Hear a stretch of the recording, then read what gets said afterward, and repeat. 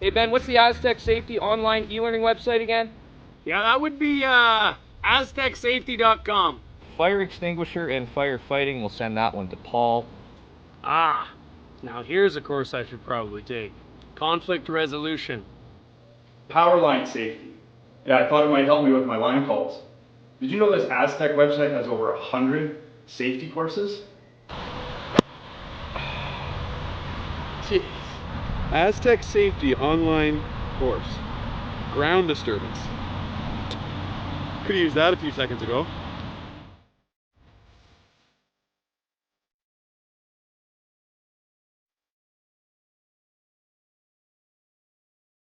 Welcome to the rockshop.net, the official store for the Grand Slam of curling. Whether you're looking for the best hats, stylish clothing, fun toys, or unique accessories, the Rock Shop has it all. Shop online anytime at therockshop.net for exclusive Grand Slam of curling gear, or come see us in person at your next event. Therockshop.net, where fans find their favorite curling gear.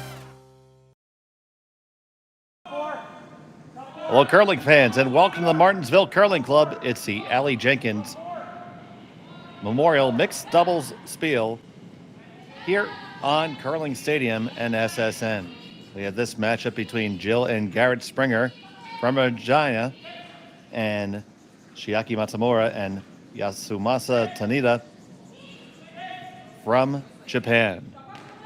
I'm Dave Schmel. I'm joined by Gord Coppathorne. Connor Sims is spinning the dials in the back. And Gord, we should have a good game here. Matsumura and Tanida are quite the good team, and the Springers are 2-1 thus far. Yeah, it's interesting to see. I would have thought the standings might be a little bit the other way around. A lot of times the import teams are higher, but hey, that's why it's a game and why you got to play them all. Absolutely, Gord. And of the 18 teams in this field, we have 7 of the top 18 teams in the world. That's always exciting. To a nice little small town Saskatchewan, getting the best of the best brings out the fans. So how big of a town is Martensville? I think I've drove past it, so not that big.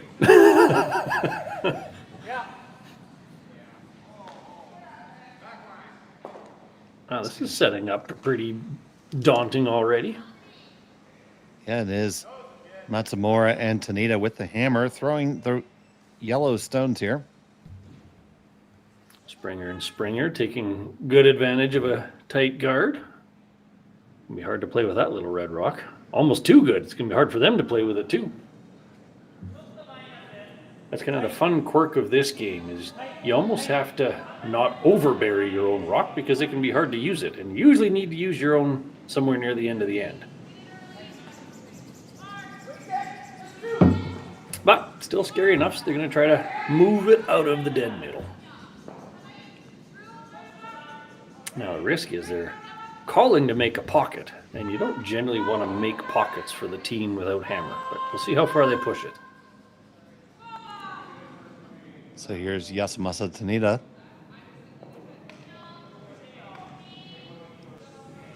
This team is from Nagano. I can't even talk today. That's the one. I only know that from, what was it, the Olympics? Nagano? Yep, and Hokkaido. Nagano, that's what I want to say. I have not made it to Japan yet, on my list. Oh, a spectacular place, lots of natural beauty, especially on the island of Hokkaido, which is the northernmost of the main Japanese islands. So here's a nice gut check moment for you. Freeze would be the default call.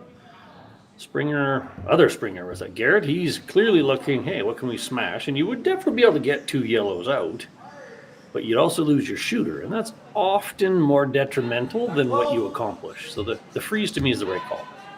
Yeah, it's a lot safer for sure. Now, as I mentioned, the Springers are 2-1. They started with a loss to Vermeshlo and Durskin, and then a win over Kalk and McAlpine, and a win also over Nancy Martin and Steve Laycock. That's a pair of appreciable wins. Kalk and McAlpine are always a team you got to be cautious of. They throw everything at you for 8 ends, and Martin and Laycock certainly have a resume of success. For it to come down to tiebreakers, Team Martin Laycock is looking really good right now because Nancy's covered the pin quite a few times already. Certainly gives you a level of comfort when you know you're the top of the last stone draw. Now, there's been some draws since then, but they were looking pretty good. So now this freeze, you want to stay exactly on that side of the yellow. So that middle red is going nowhere, and it's shot. So this is at least 2 rocks to get it out. That was a very good freeze. And looking at the road for Matsumura and Tanida, they lost their first match against Nancy and Steve, and then took a loss against Remishlo and Dirksen, then got a win against the Finnish team of Immonen and Sipila earlier this morning. All right, this is going to be a angle changer. That's what I call these. You're not throwing it very hard. You're just looking to spread the rocks out a little bit and create a better chance on your next one. That middle red is too well protected, so they're effectively looking to push those yellow ones behind it a little farther out. Give you some wiggle room to smack it next time.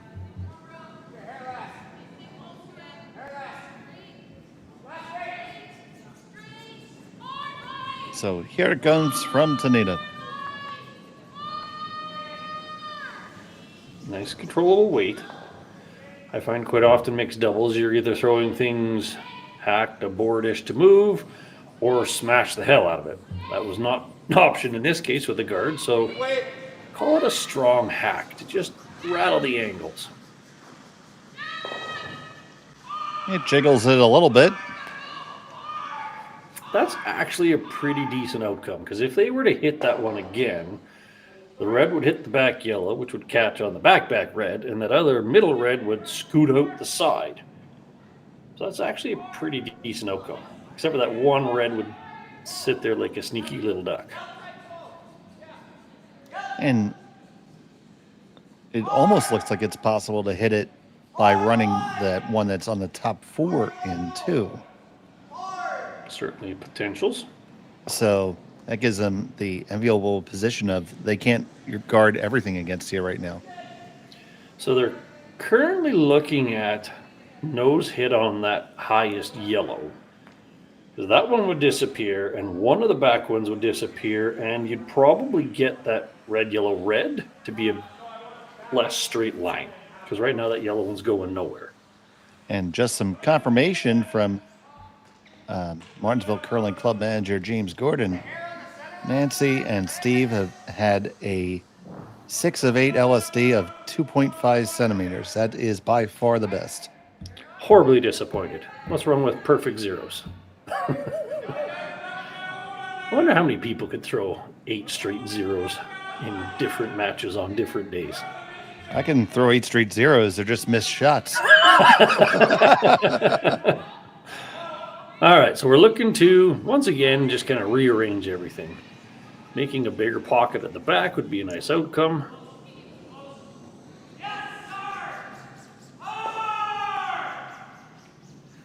That red is fairly well protected. Is there a way to get at it? I think you could throw board weight and hit the yellow one you just threw right on nose, and you're going to have 4 or 5 yellows to 1 red. Exactly like that. As long as you can curl it to close to nose. So you're looking no more than board. What you wouldn't want to do is get a tiny little piece and roll your shooter off. That wouldn't be or get it right out.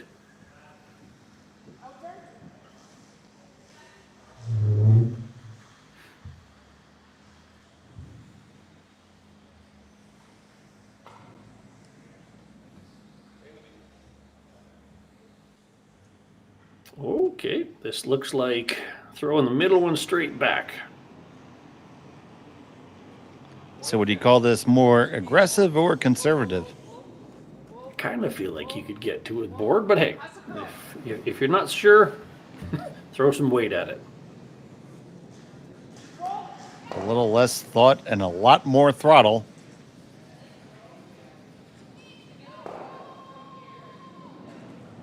Here comes Tanida. So looking for just a tiny bit high side of nose. He's trying to hold the line there. He's going to get it onto the red first. Opens up, not the worst outcome, Gord. It was also, unfortunately, the wrong way to miss it. If you miss the other way, at least you clear out the front. So you see they're still shot stone for the Springers. It's very close. You could actually hit like a quarter of that right red and spin both reds out. So Springer and Springer have to be really careful that they don't leave that just sitting there. Yeah, and that's for a gazillion. Or 4. Freezing the front one, you could corner freeze the front yellow to both protect that slash and kind of sit, what would that be, 5th. A little nudge of it also wouldn't be terrible because you could push that red deeper onto the back yellow, as long as, again, you're hiding that double.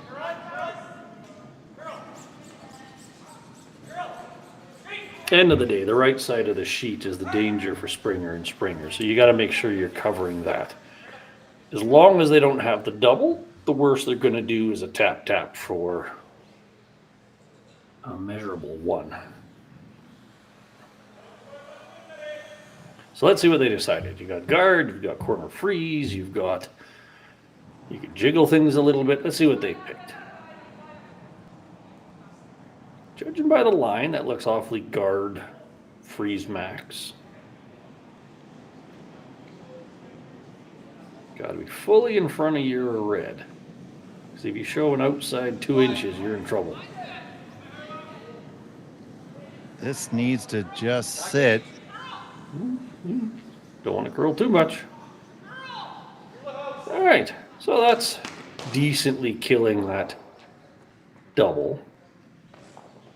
They could send that yellow one straight back. I don't think it would move the right yet red. So you'd maybe get 1. That's that kind of measurable scenario. Yeah, send it straight back. You probably do get maybe 1. It nudges that red on the way by. The angles don't look great for it. Regardless, they're going to give this run back another try. Let's see if Tanida has it in her to basically straight back. Oh. All right, here we go. All right, Chiaki Matsumura. Final stone of the first end. Little inside out, more in the control to normal. Going straight on the car side. Curl. Needs it to come on over, and it will not. Nope. So that is going to be steal of at least one, possibly 2. Yeah, well, 1 for sure. They seem to think it's decisive, so that must be a steal of 2 for Springer. We'll be back in just a couple. Hey Ben, what's the Aztec Safety online e-learning website again? Yeah, that would be aztecsafety.com. Fire extinguisher and firefighting, we'll send that one to Paul. Ah, now here's a course I should probably take. Conflict resolution. Power line safety. Yeah, I thought it might help me with my line calls. Did you know this Aztec website has over 100 safety courses? Jeez. Aztec Safety online course. Ground disturbance. Could have used that a few seconds ago.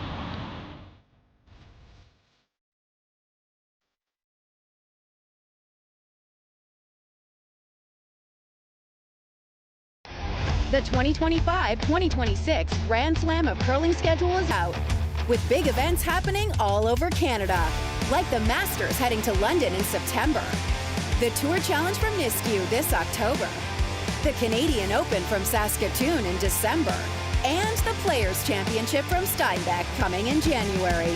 Early bird weekend and full event passes on sale now at gsoctickets.com. Let's rock! And welcome back to Martensville. A single point stolen there by Springer and Springer. Gives them a 2-stone advantage. Was a steal at 2, my friend. Oh, a steal of 2. I'm sorry. No, It's the second end. My bad. Dave Schmel, incapable of counting, and he scored Coppathorn, and we're happy that you're here with us. Thank you, Connor. Very clear. It's 2-0. And Connor, the sarcastic Sims, is on the production. All right, so that was a beautiful end of mixed doubles. That's exactly what it's supposed to be. Rock rearranging, a couple of harder, riskier shots, and everybody is kind of holding their breath.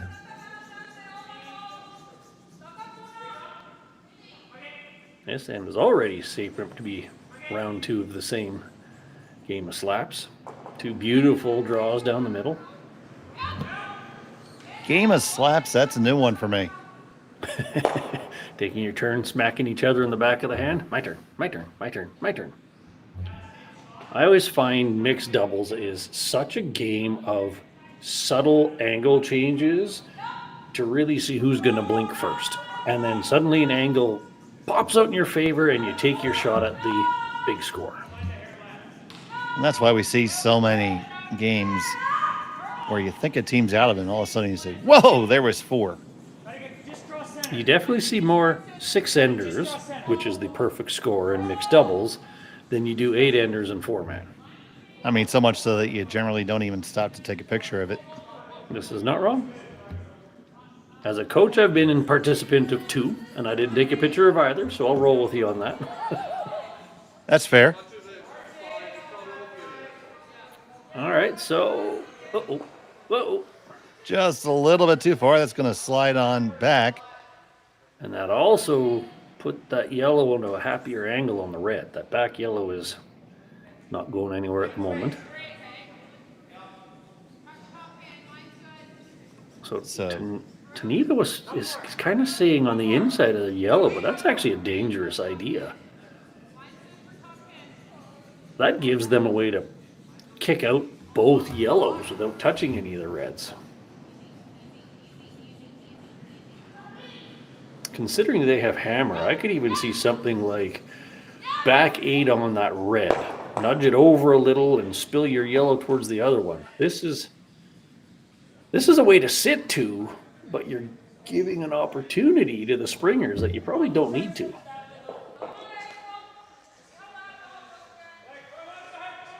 You can even afford to be a little bit higher up, like bite top 4. I'd be uncomfortable with freezing the inside of your own. The run backs aren't a gimme, but if they throw that one straight back, then they're sitting 3 and there's no yellows left. So Yasu kicks out with this one.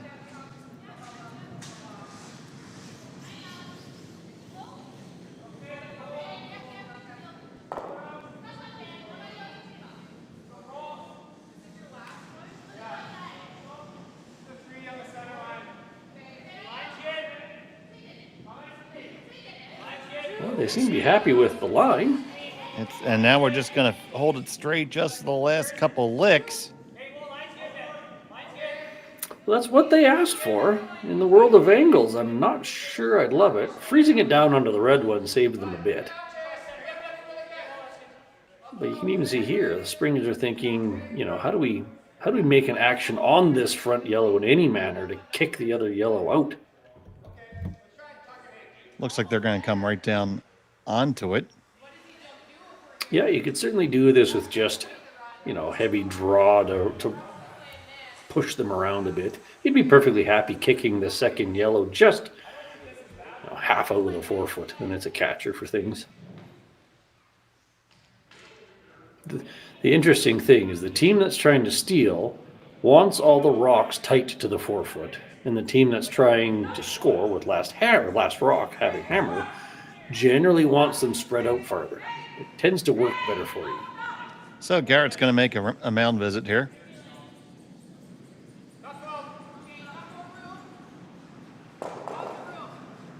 That's his first of the game. He has 5 remaining. And who's counting?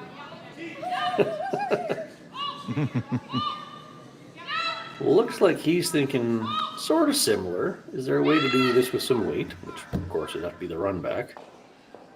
Once again, thank you everybody so much for tuning in. If you haven't subscribed to Curling Zone yet, please do. We'd really appreciate it. And if you're watching over in Japan, either Ohio, good morning, or my goodness, go back to sleep. But no, please stay on with us. Arigato gozaimasu. Thank you so much for watching us. All right, we've settled on Fireball. Peel down the middle.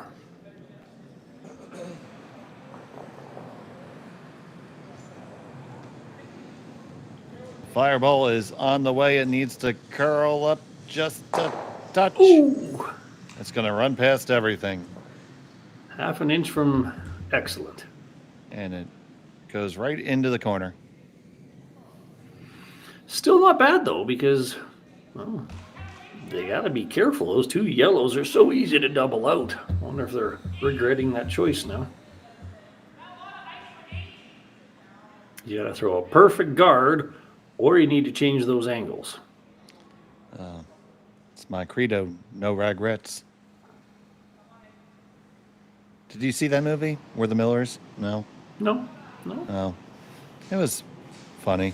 The guy from The Hangover was in it. The guy who was the guy who was the dentist. So yeah, it was funny. I like what they're thinking here, which is guards too hard, not beneficial enough. Let's change things up a bit. And kind of what I was saying before, if they spread their rocks out, then they're in a better position to score at least a pair. There's a lot of ice for moving rocks around. We've been getting a lot of finish here, but I do agree that's an awful lot. It would be nice to be, I don't know, what would you call it, 3/4 on the high side of that top yellow, just to chap it to that back red, basically.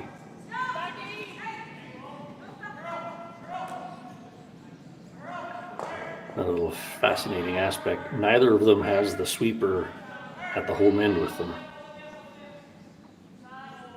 You don't need to have somebody in the house holding the broom, but each team has their preferences. Well, it is a sure thing that line calling is better from the house. Correct. All right, they settled on guard after all that. That's a well-thrown guard at that. Absolutely brilliant. Springer squared is probably going to do the same thing because the benefit is really high. The only difference, of course, is it's now a yellow rock instead of a red one.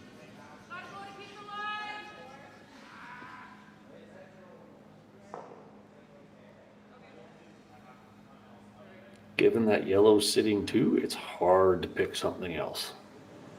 Yeah, it really seems like the only acceptable course of action. I can't imagine there's enough curl to play anything with hack. At the best, you'd chip a chunk of the front yellow. That's not going to give you a particularly good outcome. The upside of the peel, because you got 2 rocks left, is it also forces Matsumura to do it again. So you basically burn a rock. But play into the 4-foot is where they're going.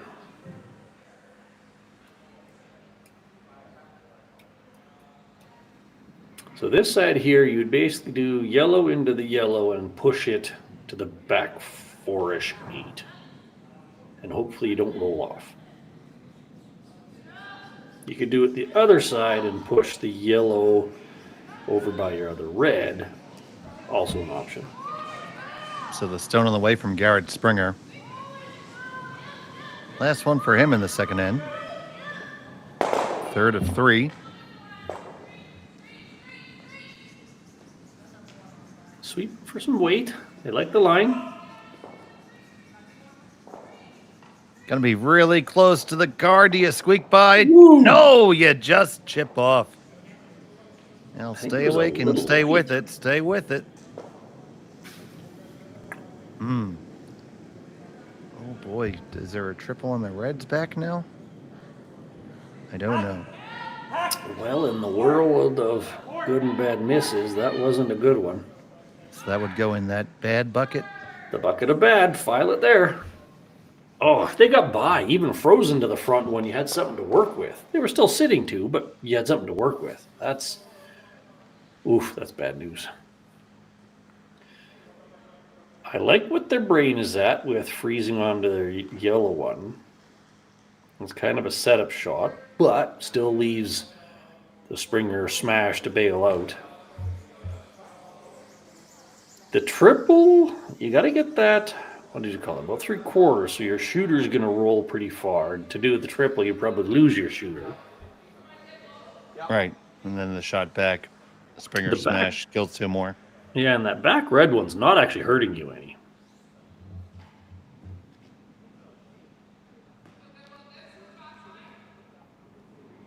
So definitely some consideration here. I wouldn't be against moving the red one. You don't need to hit it hard. You could freeze your own on the right side, kind of get into the three together. And then that triple looks really juicy on your last one. Just through. Pretty much put your yellow somewhere in front of all that and you're likely in good shape. There you go. That's, they'll call him the best color commentator on Curling Zone for nothing, folks. You've got a target of about 4 feet wide and a foot deep. Throw it in there somewhere. We have 3 other games going on right now. We'll give you score updates as they come in, but we do have Martin Laycock versus Kalkin McAlpine. The Langs against Dahmen and Van Amsterdam. Yep, the other one. And it's Remeshlo and Dirksen versus Immonen and Sipila. Well, I like this. You want to be high side on your own. Even a tiny little tap wouldn't hurt you.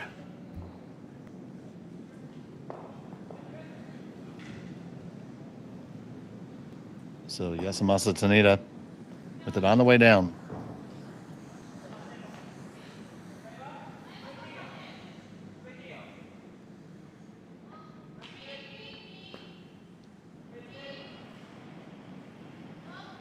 Like Just it. looking to lock on in. They both like it. Past the guard, no problem. It's going to settle on in, snuggle in, and get on her blankie. That is a real nice spot for that. Technically the red, you don't need the triple. Technically the red double is still there. You could do that again and score 3 for sure. So yellow's in happy place.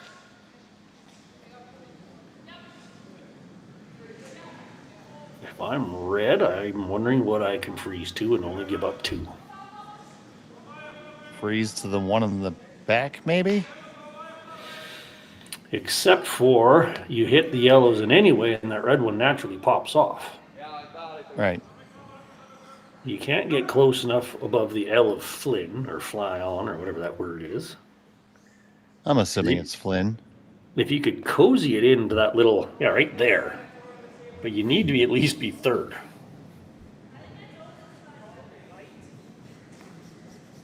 Could you throw back 8 on that front yellow and spin it out to the edge somewhere? Could he be, I don't know, a little less cozy and move that stone like they're indicating? That's what I'm debating is do you kind of bounce off your own or do you bounce off the front one? I think that's what the Springer's like. Yeah, it's kind of looking like hit yours almost flush and just slide sideways into that sort of pocket. And you could even nudge that yellow one up and over. That'd be good. So then you're basically saying you've got 2. That's all you've got. We'll call it the hip pocket. There you go. Smoke your own and cozy into the hip pocket. And nobody has a clue what we just said. I don't see a lot of choices. You're basically doing this as basically a double between yours and that front yellow and stay frozen.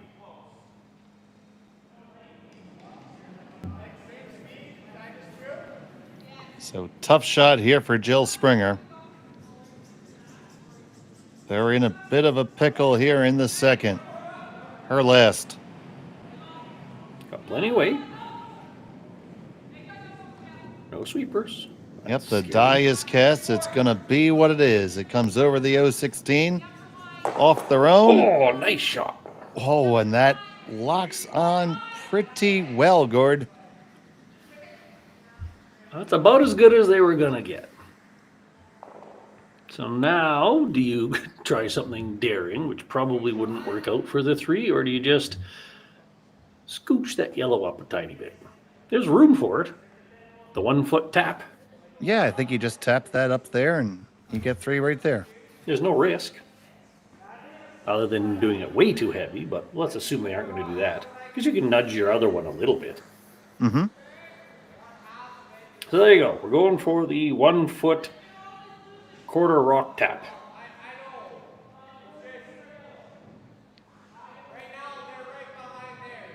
This was a beautiful example of how a run back can be a savior or a horrible thing. If they made that run back, they were in great shape. They missed that run back, and then, Matsumura and Tanida just hung them with it. Matsumura with her final stone of the second. They said 2. Just looking to tap up for a 3rd. On the carve. This does need to come over a good way. Now it does. Did they overcarve it? No, I think they did it just right. And there you go. That's 1, 2, 3. Count them and hang them. It's a 3-2 lead. We'll be back from Martensville after this. Developed over a decade in collaboration with the finest ice makers this side of the Atlantic, the Pebblehead PB5 is nothing short of a triumph of sophistication and craftsmanship.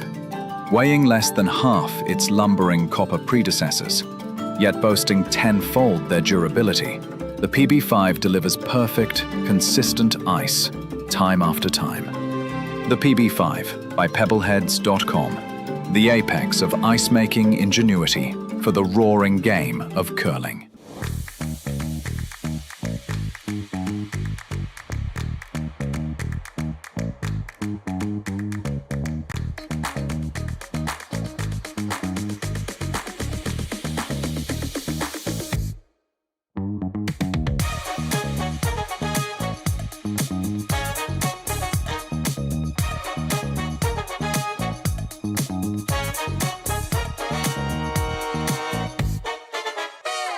For over 20 years, the Sandra Schmirler Foundation has granted more than $9 million to hospitals across Canada for life-saving equipment for premature and critically ill babies.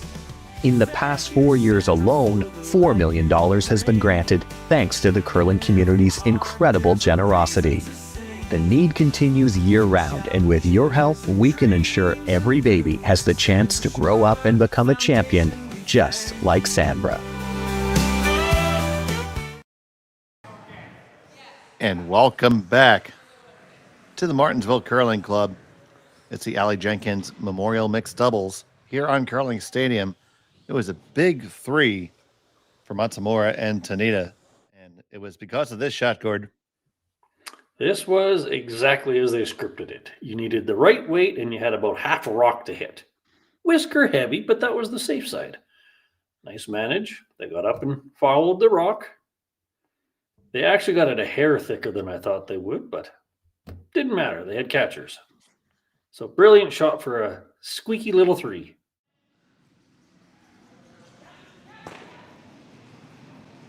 So here we are coming back. The Springers have the hammer. That first opening draw by Chiaki did not exactly get to the face there. And the follow-up by Jill did not exactly get deep enough in the house. Ooh, that's a double haunt shot. That's kind of what we call it the Bermuda Triangle. You don't want to rock fully under the guard and not biting the forefoot, because it's basically now a double guard for your opponent, and they're going to drop another one in the forefoot. You just got to let those ones die and at least have a half a rock you can chase or something. So anyways. Right. Yeah, I fully agree with you. That's a standing rule if I'm skipping. If I call for a 3 guard, if it's not going to be a 3, I want it top 4. Yep. Make it something worth guarding later. So now Tanida here has a freebie to put one on their own, top of the button, and Springer Squared's going to be chasing all end long. So this is the key shot early, the first from Yasumasa.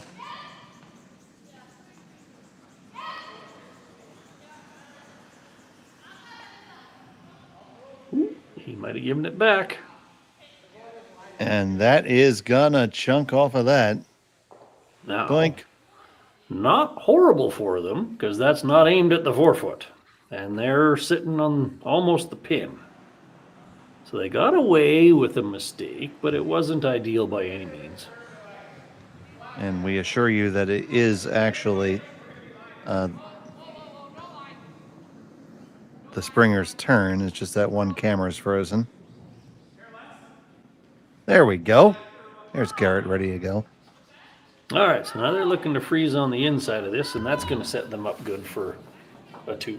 Capitalize on that. Oops.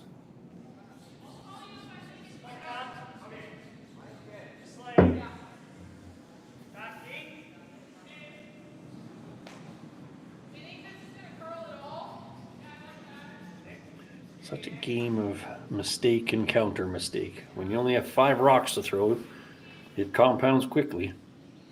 There's a good wide shot at the beautiful facility here in Martensville. Nice 4-sheeter. Springer gets this one past the guard, now trying to carve it in with the last few strokes. And that's going to be right there in the corner and on the pin. Yes, excellent, excellent. Now we're back into the trading taps and jiggles. Yeah, I like the out. There's enough curl here, you can get to nose. If you could push that back 2 feet, that's a pretty good spot to be. We should get Jello to sponsor it so it could jiggle. Wiggle and jiggle. Mm-hmm.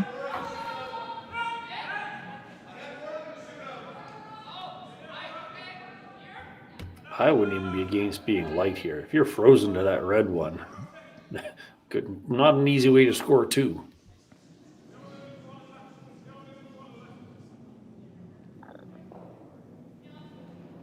So Tanida.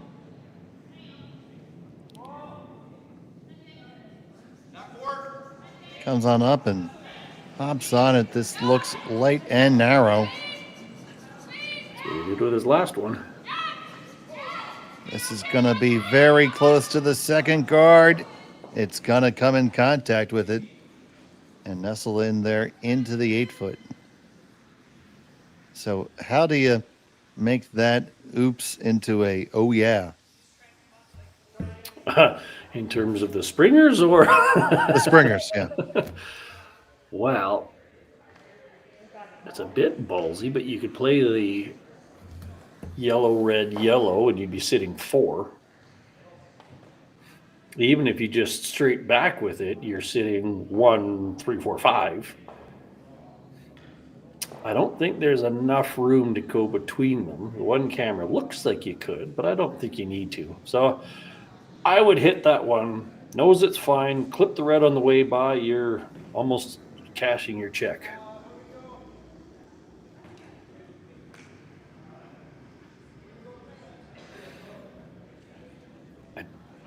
Not sure I'm in love with the weight they're looking to play. That looks like they're playing a significant amount of weight. Generally, as a rule, I advise people to do things with like 11 or 8. 11, you can jump up, chase, manage. Your rolls are easier to control. You got to keep your shooter. Or 8, you just move a bunch of rocks. This seems more like a 10, 11 kind of shot. Even if the yellow only scooted to the back 12, you're still in a good place. Anyways, they chose a little more than that.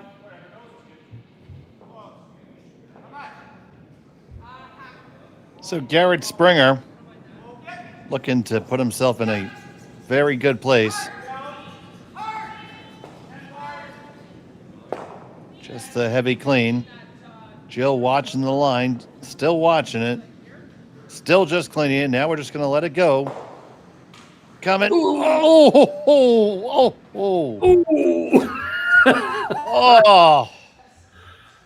Missed it by the hair of a chin by a peach fuzz. Oh, they threw a weight they were comfortable with. They knew how to read it. He was ready. They thought they had it. Didn't want to roll out. Rolling out would have been bad, but man, this is just almost painful to watch. We're talking a quarter inch. Oy vey. I was getting all ready to say, and there's a beautifully made shot. Still good. You're sitting. It's still good. But that's not bad.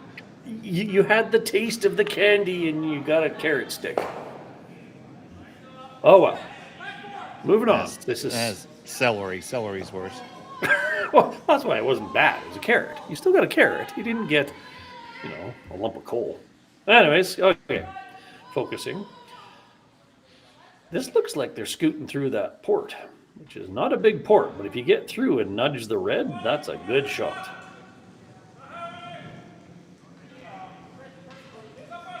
So Tanida. Be audacious.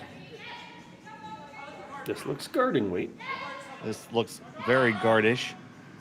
Ooh, considering the shot that Springer's just threw and barely missed, a guard is a dangerous call. Well, they were trying to go through, just light again. Little case of the lights. They got a bit lucky. They scooted up to be, what's that, fourth? Yeah, it does count the one for sure. Curled enough that it's not an obvious one to hit. I'm picturing that. Yep, just bump, bump, bump. Just off edge. I'm thinking like hack. They're clearly thinking more. I like hack here because even if you kind of miss it, good things come out of it.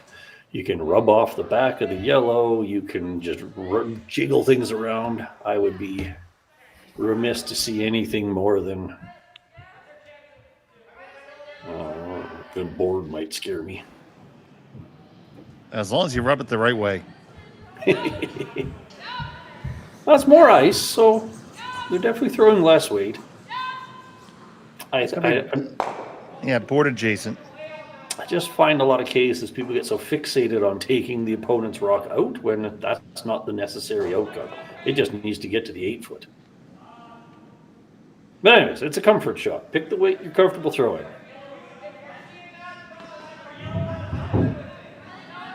So Garret Springer.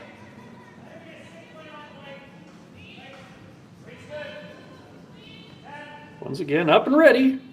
He is up and ready, still up and ready. Still ready. Now on the carve. This one is way outside. They do get away with it. But did he leave that bailout draw? That actually might have worked out really well for them. If that front one had rolled just a tiny little bit less, you'd have been happier. Can you get it around the yellow to freeze? I think you can. I think that's the best shot in the sheet to make. They're looking at the tap, but I don't think that's easier. Heavy. We go by? Yeah. Hammer. Yeah, I don't think the tap's easier. I'd agree with you. The only upside to the tap is you could push a red out of the 4 foot, but you're kind of pot committed to welding on that back red now. Well, it looks like they're playing the tap. It's pretty much straight back. So Chiaki, Matsumura. Now come and have a mound visit. Mound visit. Well, the danger here is with the tap, you still have to basically end up frozen. You can't bounce off of anything. So the mental math is tougher because you're throwing like back 8, back 12, and got to get the line right, and got to get the sweep right. The draw, if it'll curl enough, is easier because you should know how to draw the pin in mixed doubles.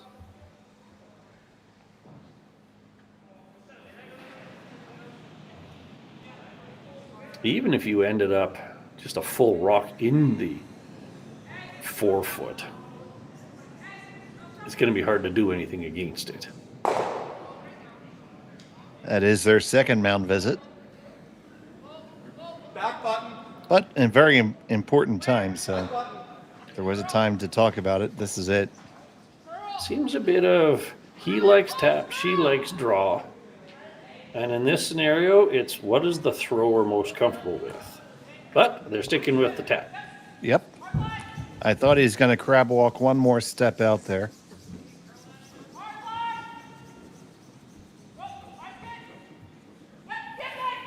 You had to be a curler to have that move in your repertoire. All right. So here we go. They're looking. 6 foot tap. Yep, they're looking for the tap. They had to tap it right to the button, on it, hard for the line. Now we're off. We like it. Back and forth. It's really close to good. Promote it up. Got to get past it. Doesn't come far enough. That's not bad. They lie second. That was nice. Now, Is the yellow red aimed at it? I think it just might be. And you got the drag working with you. You'd be hitting There's the right a lot side. of room, there to drag, I think. I'd be trying it. How can you not try that? Oh, anytime it's something like that for a gazillion, absolutely. Now, you don't want to overhit it because you'll take away some of the drag. You also want a little bit curl to work with you. But yeah, hit about a half of that front yellow. The drag will pull the red to the, as we're looking at it, right. And you should get at least a half of the yellow one. So this is a huge shot and a huge opportunity. Yeah, this is back to the candy bucket. This is a shot you want to try every day. Sit in one, chance for 4. She's going to dig all the way down to the bottom, find that good stuff the neighbor was hoping the kids wouldn't get.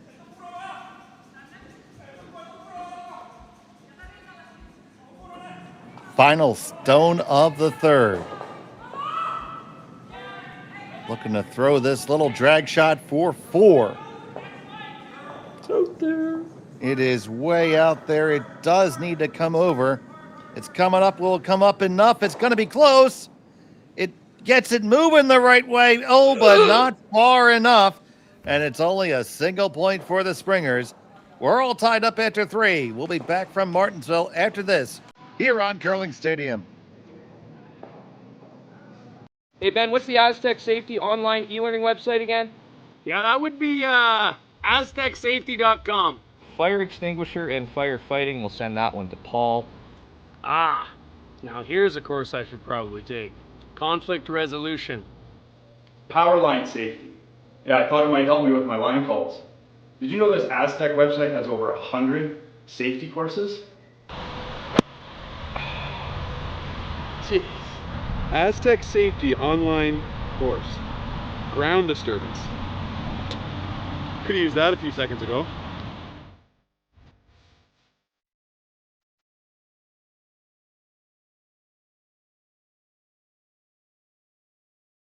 Developed over a decade in collaboration with the finest ice makers this side of the Atlantic, the Pebblehead PB5 is nothing short of a triumph of sophistication and craftsmanship.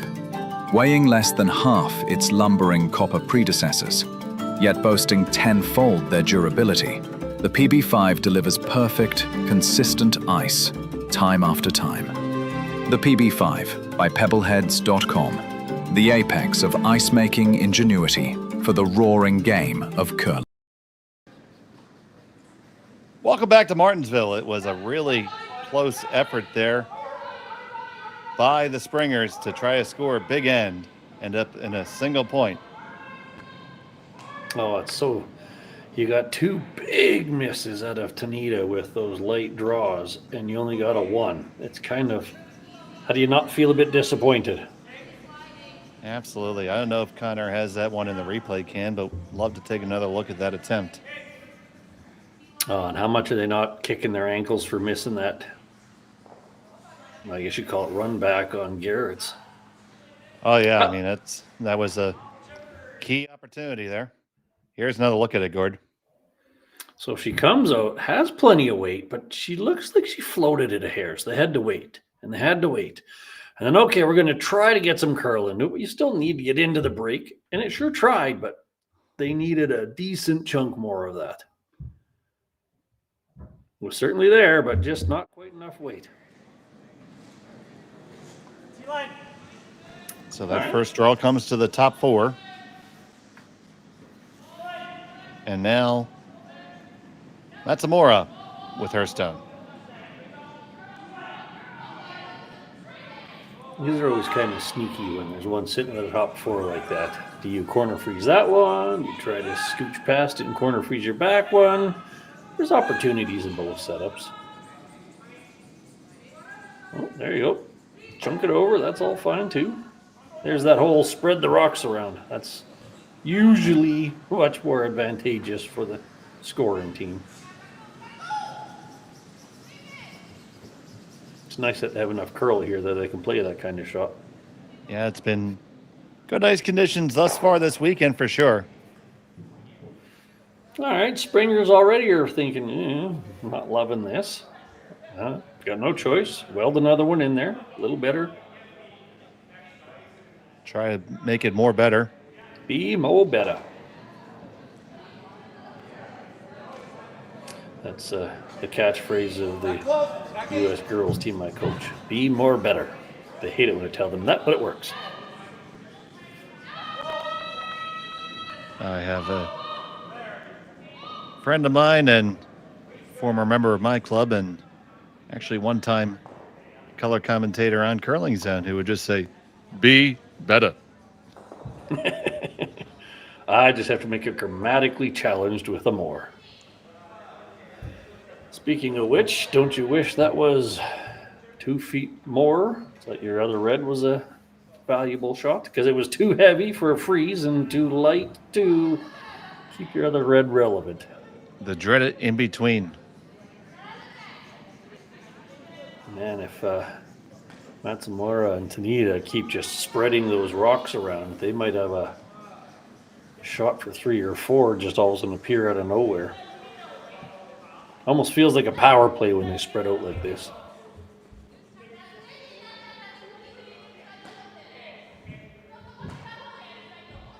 Don't know how much I like the freeze. The upside to the freeze is it's kind of a setup to bring those other yellows into play. The downside is it's giving the Springer squareds more freeze opportunity. So I think I would be moving that red one. Even if you kiss that yellow, it's not going to hurt you. Put those 2 reds near each other. This looked like ice to move it just a skosh. Already on the carve. This is a little more weight, I think, than they bargained for. It's got to get up there. And get up there it will. Where it's going to hang to. It's going to hang 10. A hair thicker, but that's still decent.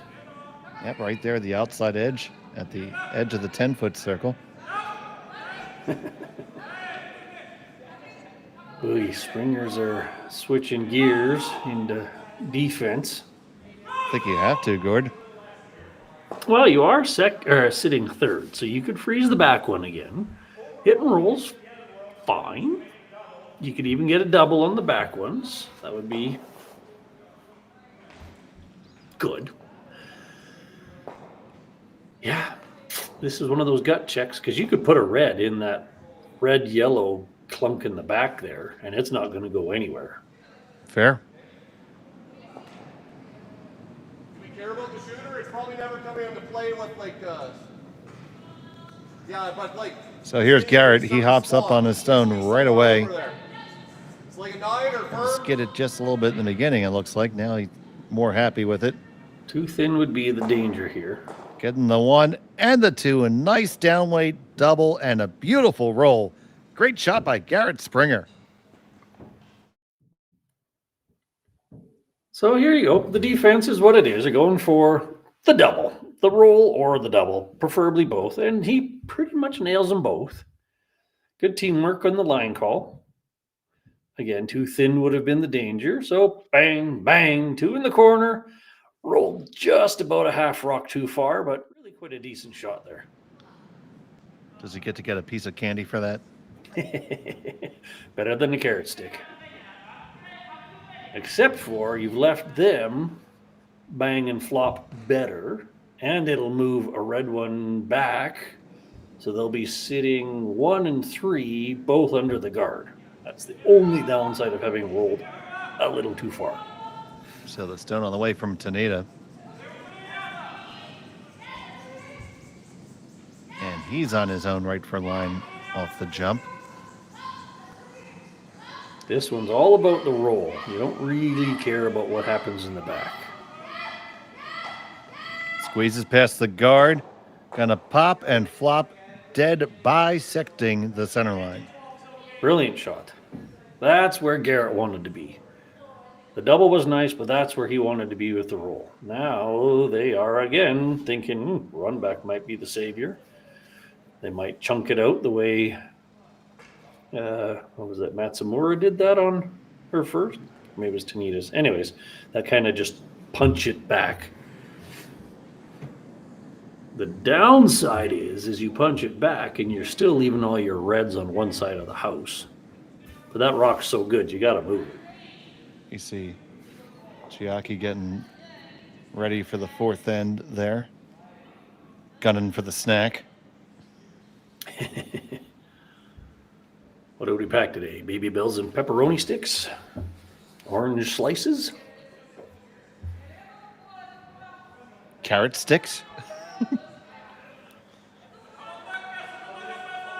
Waiting for the Gatorade promo to pop up. This end brought to you by Gatorade. It wasn't, but that's what I'm waiting for. And and you can send that email to info@curlingzone.com for more advertising information. So I don't know if they settled on corner freeze it or push it. Either of them have merit. I'll read a live read for anybody who's willing to give us money, Gord.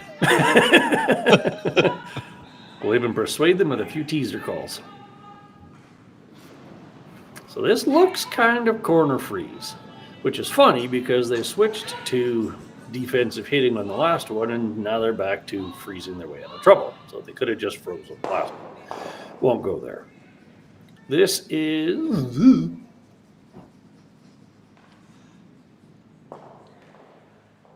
Just a skosh too heavy. But not terrible. No. They left yellow sitting 1, but that was pretty much going to be there no matter. Can't get to the inside of the red with any kind of weight, so it's hard to move it.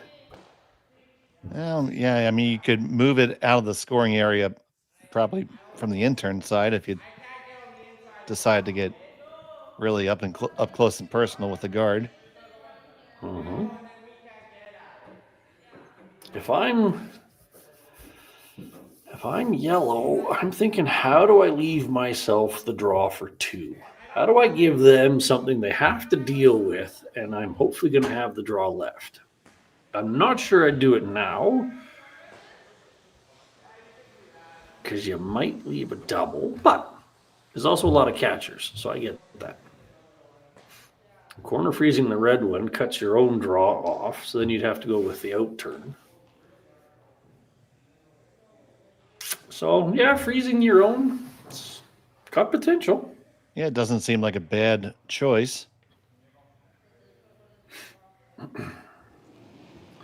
Even maybe a bit on the high side so that if they hit it, it would push into that back red. That would be...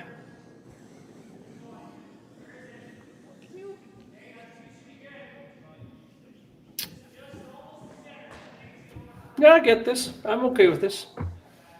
Because even if springers play on it, you're going to be sitting at least one. That was the king crab walkover there by Chiaki.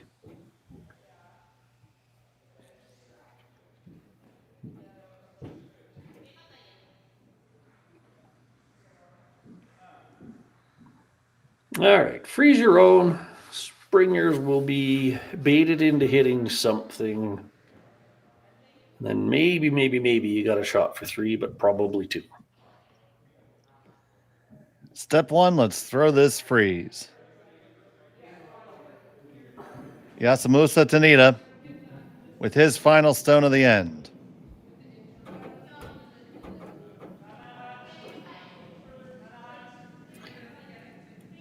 Still, yeah, nose-ish. Somewhere nose-ish. Freeze them up.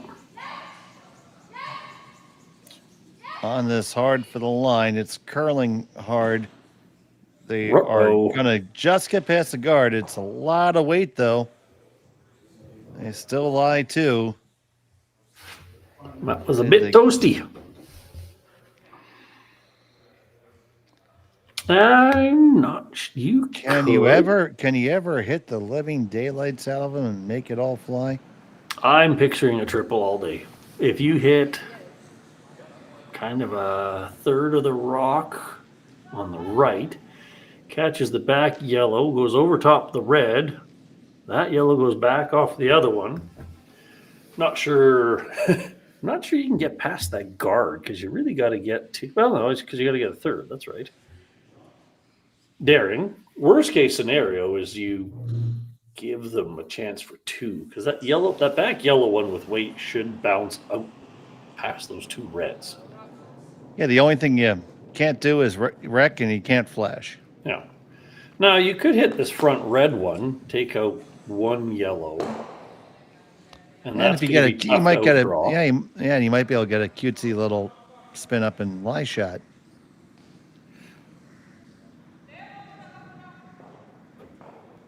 The triple is a better outcome. The short raise to take the front yellow out is safer. Probably easier, too. Yeah. And then your shooter would be buried high on the center line, cutting off the draw.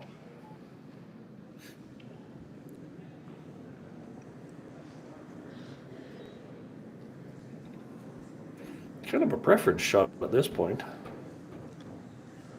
So we'll find out what the survey said. I'm curious with the triple if the back, like the middle yellow, just kind of stuffs. Because if it does, that wouldn't be good. I do kind of think it sticks, but yeah, and then they got to draw for 2,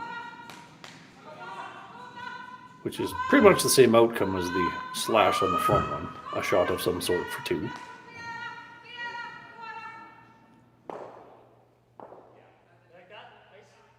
Let's see which turn they pick, then we'll know. Kind of looks like they're going to play the out turn, so I'm picturing red into the yellow. Leave it on the center line. So here we go. Jill Springer with her final rock of end number 4.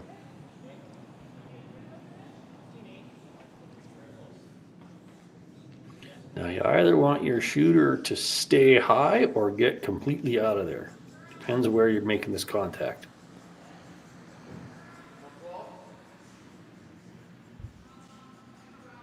This is turning nicely. Needs to come up just a skosh more. It does spin up, and that's a pretty good angle. They are shot stone right now. But is that little crotch shot there? Mm-hmm. Mm-hmm. Yeah, I wouldn't have been playing that to be shot rock. I'm actually wondering if there's enough curl to get to the red one with back 8. That's what I'm thinking. That's got to over curl quite, but that's a high guard. Well, reasonably high. Safe shot is yes, come off your own and kick that red one sideways. But I don't know if this was I don't know. If I was a little daring, I might try to just push that red one 2 feet, and then you get 3. I'm pretty sure that's what they're doing. Let's see what weight they pick. So here we go. Final stone of end number 4. Chiaki Matsumura. Ooh, up quickly. To brush it right away.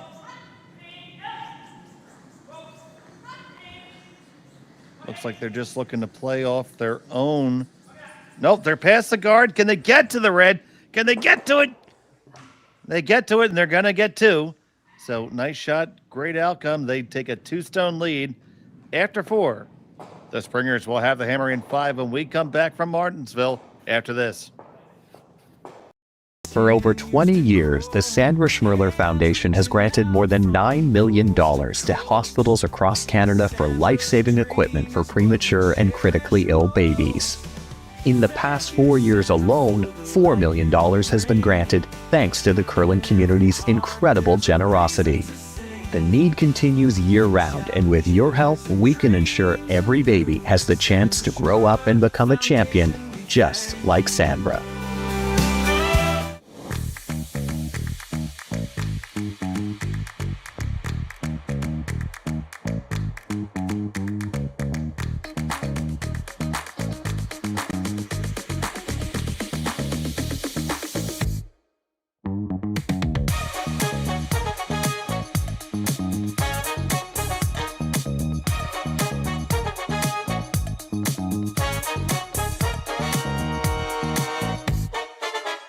Welcome to the RockShop.net, the official store for the Grand Slam of curling. Whether you're looking for the best hats, stylish clothing, fun toys, or unique accessories, the Rock Shop has it all. Shop online anytime at the RockShop.net for exclusive Grand Slam of curling gear, or come see us in person at your next event. The RockShop.net, where fans find their favorite curling gear. And welcome back to Martensville. It was a 2-ender for the team from Japan. And you see that opening draw there. Comes back and taps the Springer Stone back just a skosh. They trail by 2 here in end number 5 at the Aly Jenkins Mixed Double Memorial. Dave Schmel and Gord Coppathorn with you. Connor Sims turning the dials, making the magic happen. In just a minute, we'll take a look around the barn and give you an update on some of our other games. Well, we're off to a pretty standard start. Freeze the back, freeze the freeze to the back. Except for this is going to be in the Bermuda Triangle. And we're doing that again. So if they'd have left that one a foot short of the house and mostly open, you can use it. You put it there, and it's even hard to tap it into the 4 foot. So that's like 2 feet too far. So over there on sheet 3, right next door, we have Rameshlo and Dirksen trailing by 2 from Immonen and Sipala. And, well, that was a lot for the Langs and not enough for Damen and Van Amsterdam. That game is over after 3. And over there you see a barn burner between Martin and Laycock with that big steal of 3 by Martin and Laycock to bring that game in there. Deuces for Calca McAlpine. So great game over there on sheet 1. But we got a nice one over here too, Gord. Indeed. It's been a lot of fun. Every end's been something exciting.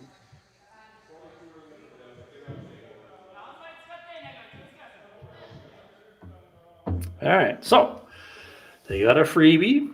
Springer and Springer gave them that quasi double guard. So now again, let's try to put this on our own in the button. He puts on his welding helmet, gets out the torch. Maybe a little bit of Gorilla Glue.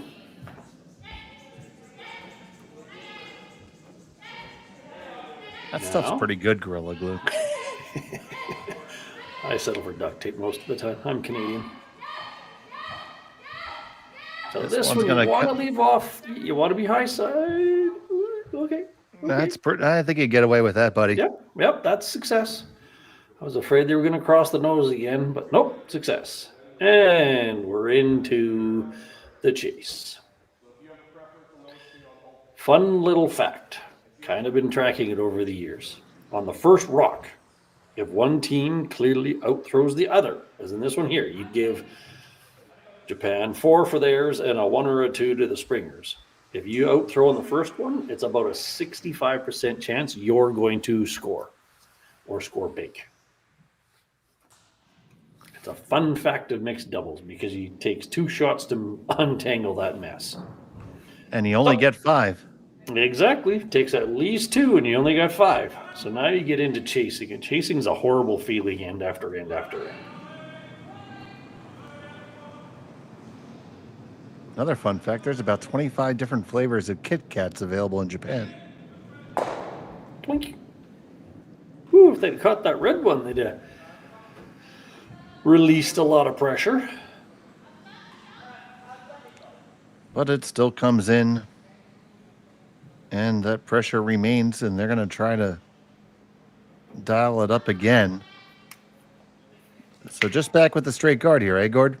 I would go guard, let them run it again.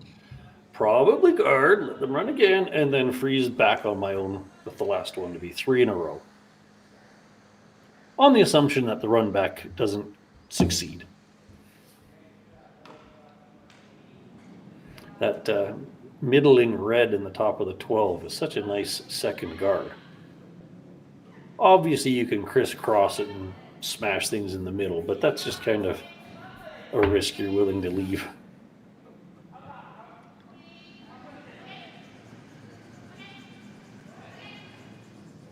I question if Springer Squared is willing to say, let's just start playing in the 4-foot. And this is a bit tighter than I was expecting them to throw. I think they might take one more whack at this, because if you catch it, run over the top, you might be able to run your own red in there too. Do a lot of shifting and shafting and jiggling and jostling. As long as you don't get high on it and just go ba-bang. So yeah, you got to be over the red one, even if you just straight peel. You'd be really disappointed with yourself if you put this almost straight back into that red.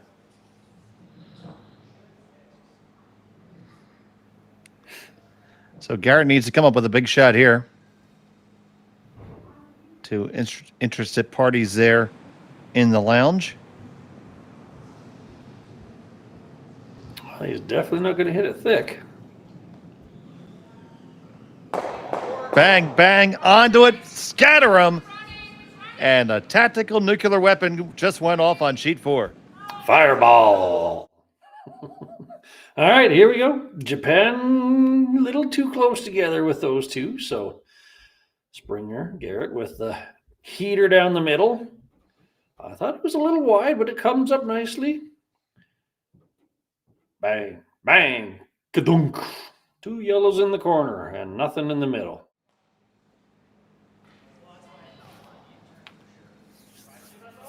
And back to square one. We might get an opportunity for an elusive blanked end. Well, you don't want to do that in doubles, though, do you?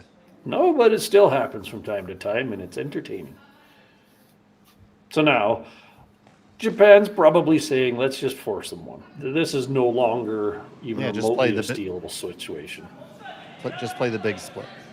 You might get tempted into the guard, but then they're just possibly going to freeze your own, and now they're using your guard. So, yep. Split the house, force one. That's where my brain's at.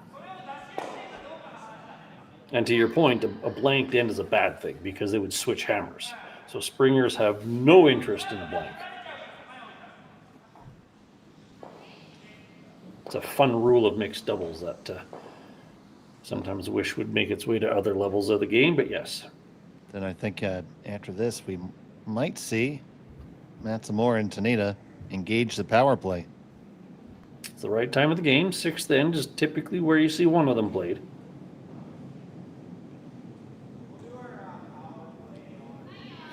Up 1 with hammer, power play in the 6th. That's a great position to be in.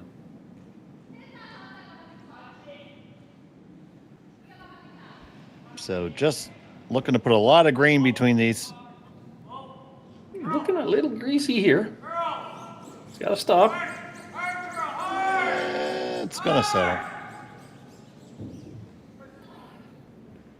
So you just try to play the freeze here, right? Or hit and roll in front of the yellow. One of the two. Freeze is good. You want to be center line side so that if they hit it, it may catch on that other yellow.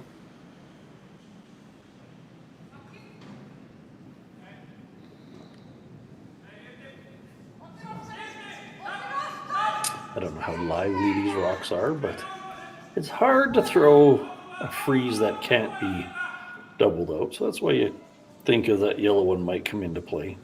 We had in our last draw something that appeared to be just about the most perfect freeze ever, and it was able to be cleared. So they are lively stones. I'm not saying you can't make the freeze, it's just, it's got to be that good. Mm-hmm. This looks a little warm.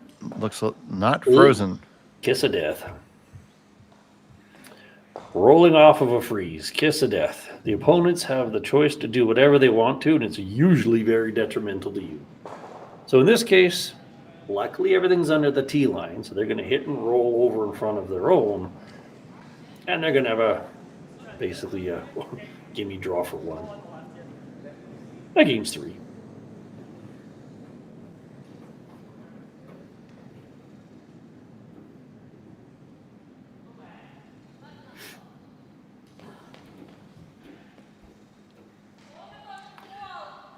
All right, yeah, hit and roll anywhere to anywhere. Heck, you could even roll out and it really wouldn't change the outcome. See rock, hit rock. Springers have 1 rock left and they don't want to blank.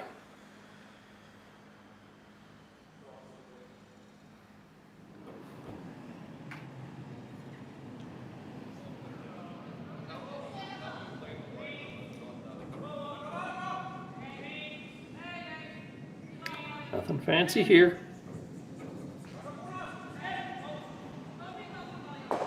Plunk. She saw it, she hit it. They were kind of thinking, hey, it'd be nice to roll in front of our own, but again, everything's in front of the T line, so they were going to have the choice of draw or hit no matter what you did. You almost wanted to goad them into the hit for a potential hoops.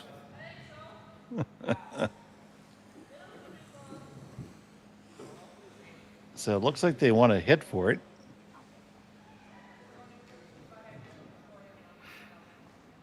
No, relatively safe. You'll almost always hear someone go, oh, if you can't make the draw, you shouldn't be skipping. And I don't disagree with that. But at the same time, you got to pick whichever one's your comfort. And, you know, Jill's thrown quite a few hits in the last few ends. So now, to be maybe fair, draw is not exactly a gimme at this point. Yeah, and the average age of the person that says that the curling club is deceased.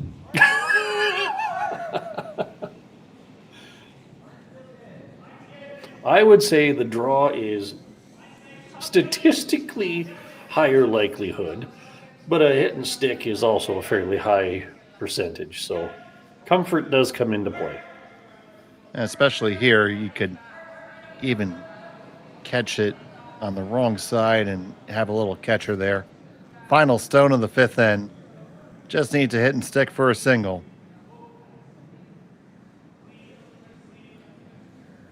Coming up. Looks just fine. Going to use the catcher. There it is. 1 point on the board for red. It's 5-4 after 5. We'll be back from Martensville here on Curling Stadium. Hey Ben, what's the Aztec Safety online e-learning website again? Yeah, that would be aztecsafety.com. Fire extinguisher and firefighting. We'll send that one to Paul. Now here's a course I should probably take. Conflict resolution. Power line safety. Yeah, I thought it might help me with my line calls. Did you know this Aztec website has over 100 safety courses? Jeez. Aztec Safety online course. Ground disturbance. Could have used that a few seconds ago.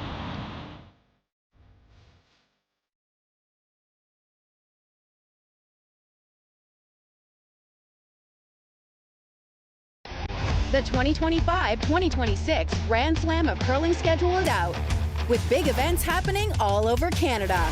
like the Masters heading to London in September, the Tour Challenge from Nisku this October, the Canadian Open from Saskatchewan in December, and the Players' Championship from Steinbeck coming in January. Early bird weekend and full event passes on sale now at gsocktickets.com. Let's rock.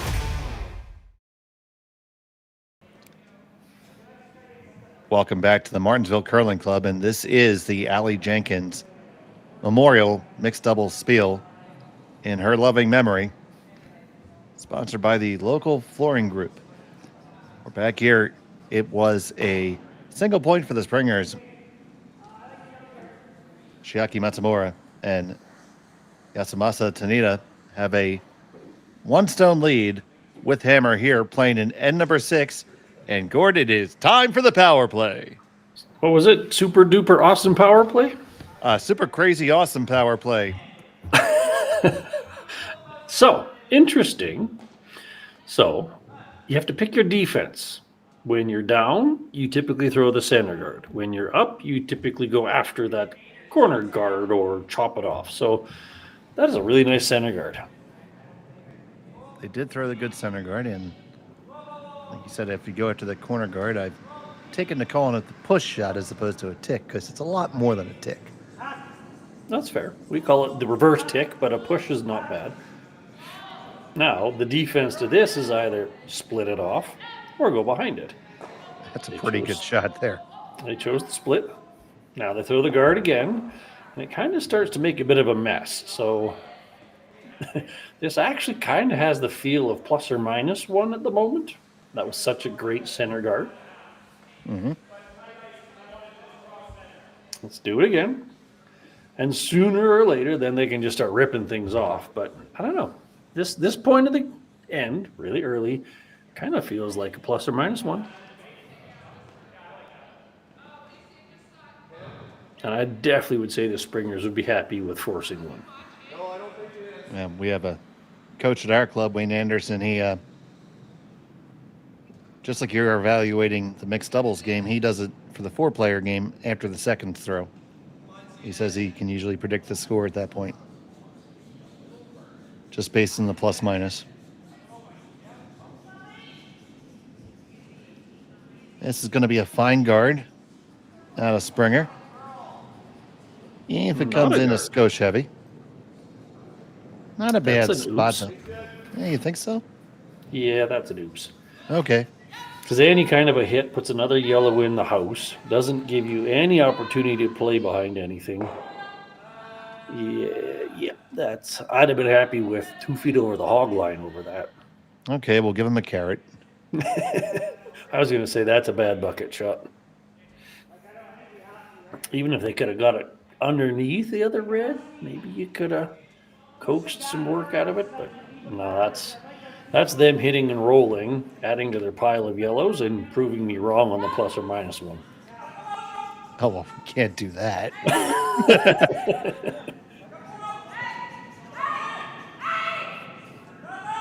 See what Yasa comes up with here.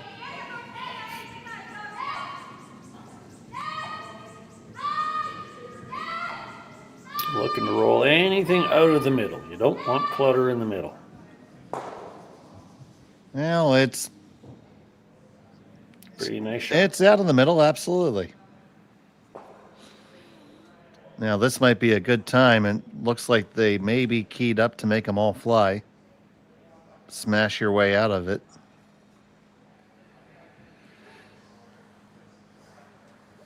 Yeah.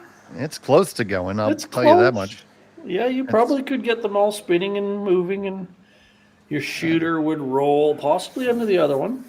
This just sounds like a grip it and rip it shot, honestly. Fireball.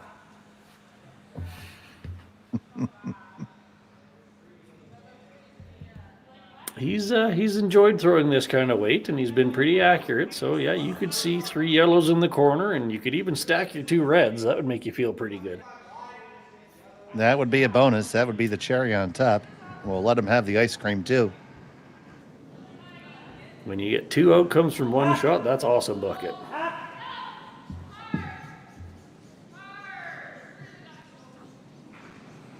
So Garret Springer lets it fly. It's going to be what it's going to be. Let's see. Ooh, 1, 2. Oh, just over the top. You only get the double. Too thin, too thin. So close, Gord. It was. He pulls. He lets it fly. You wish you'd have had a sweeper. Like, you really just need to milk it a little bit. But all said, you got rid of 2. Oh, you would have loved to get a roll too, but ooh, bang, bang, squeaky, squeaky. Yeah, just a hair more curl, and you were getting a lot of good outcomes. But still, 2 yellows in the corner. That is a good outcome, and they're lining up this long guy here. It's interesting. My gut feeling would have been just to play hit and roll under that red corner. This is certainly makeable, but that higher one's not the danger rock at this point.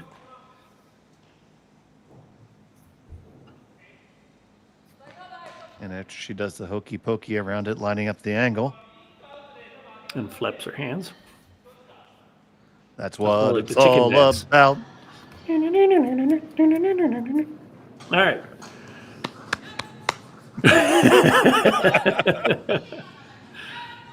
Fairly routine double. If you make it, you're sitting 2. Leave him a double back. I think I would take a little tiny risk here and play the hit and roll under the corner. This just kind of smells like being forced.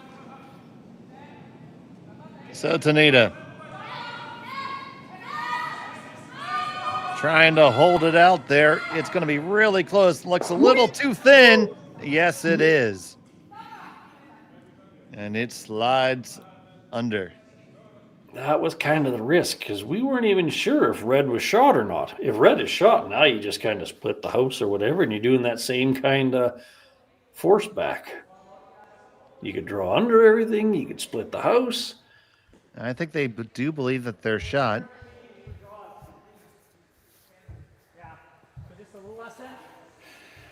A little piece inside of me is crying that they didn't just play the hit and roll and put the pressure on.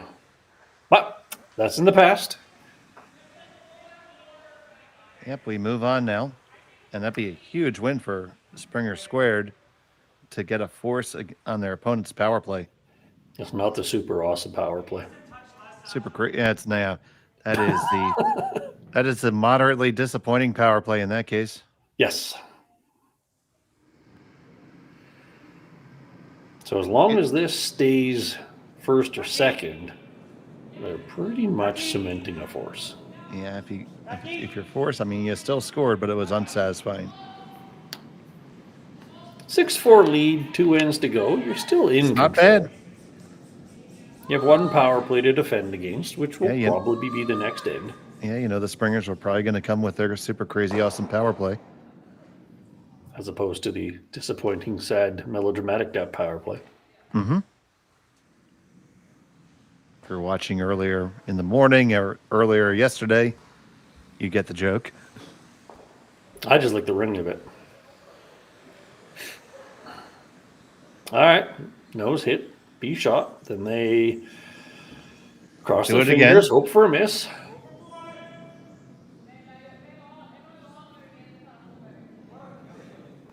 You have to be shot here. That's kind of the point. That's a mustard shot. Yep.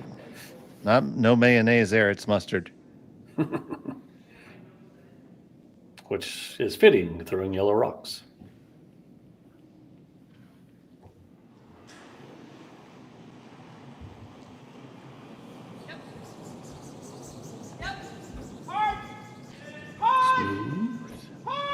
Nice release there from Tanida. Stone on the way down. He's just going to give it a few quick licks here. Looks like no problem. Hit, stick, roll in, just a skosh. Now, do they get really cutesy and try to roll under their own? Why not, right? Well, you have to sit there. You have to count. Yeah. You got to sit 2. Because even if you roll, you're under the T line, so they're still going to have choice of hit or draw.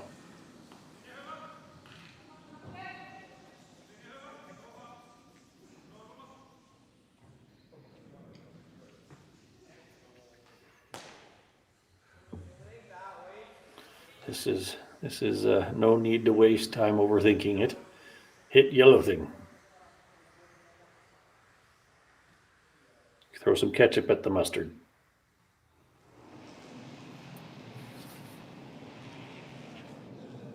And this is about, I don't know, the 10th hit in a row for Jill, so.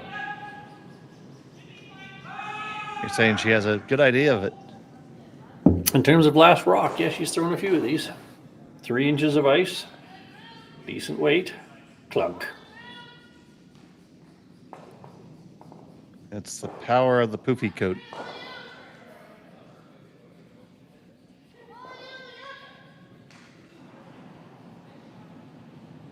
Her last in the 6th.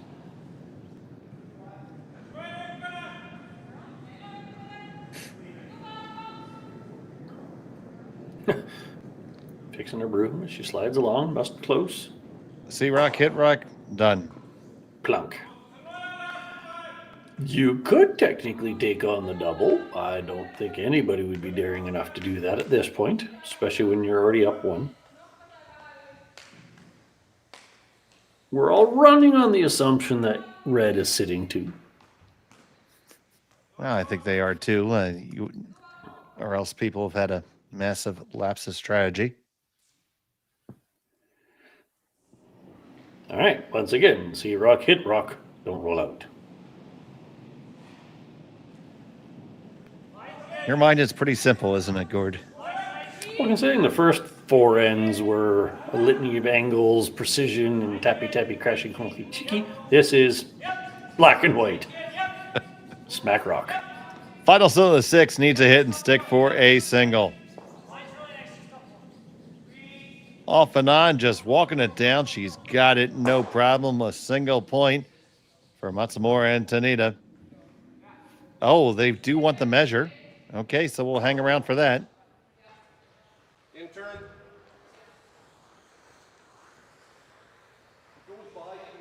So we're going to have a measure here. Might as well. You never know if the rings or the pin are ever so slightly off.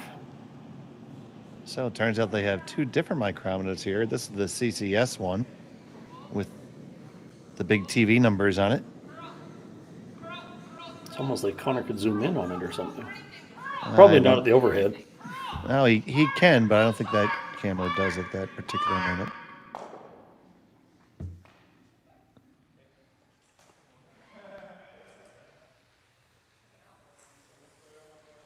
So anybody with superhuman vision, tell us how much the needle moves. It moved that much. Brilliant. Just need to move a little bit more. Oh, that's like half the rock. Clunk. Yeah, red all day.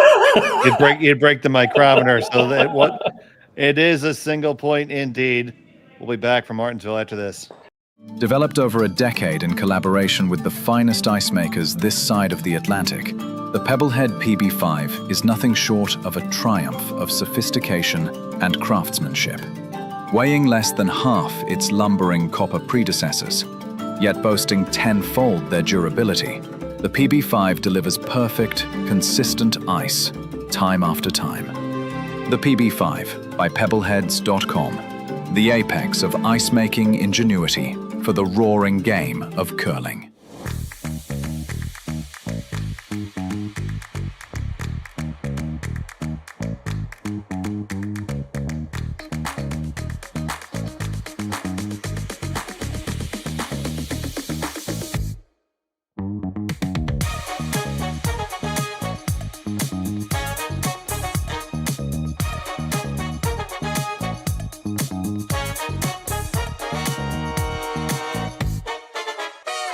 For over 20 years, the Sandra Schmirler Foundation has granted more than $9 million to hospitals across Canada for life-saving equipment for premature and critically ill babies. In the past 4 years alone, $4 million has been granted thanks to the curling community's incredible generosity. The need continues year-round, and with your help, we can ensure every baby has the chance to grow up and become a champion, just like Sandra. And welcome back. And we are going back on the power play here It's power play time for the Springers. Dashmel, Gord, Copperthorne, Connor Sims, making a limited amount of magic happening in the back. So for anybody wildly confused why you have two rocks splitting the house, why do we have two rocks splitting the house, used buddy? to be in front of the red one, and they brilliantly pushed it across. That is brilliant. Reverse tick, tap, whatever you want to call it. Excellent shot. So now there are 3 rocks in play. The next one is still protected. So now Springer Squared is looking for the put that guard back. What do you think of the strategy of just splitting the house and maybe coming down to the yellow right now? I'm all about burning some of their rocks. If you come into the house, it becomes a try not to set up doubles problems and not jams and not whatevers. Now, they do have the opportunity to corner freeze you, but with a corner guard, you can make a 3 or a 4. If you're just trading rocks on opposite sides of the house, you get maybe 2. Long-winded way of saying they want 3.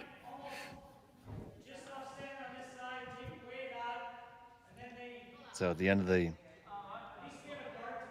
end, backed myself in the corner in that one. They want ice cream and not carrots.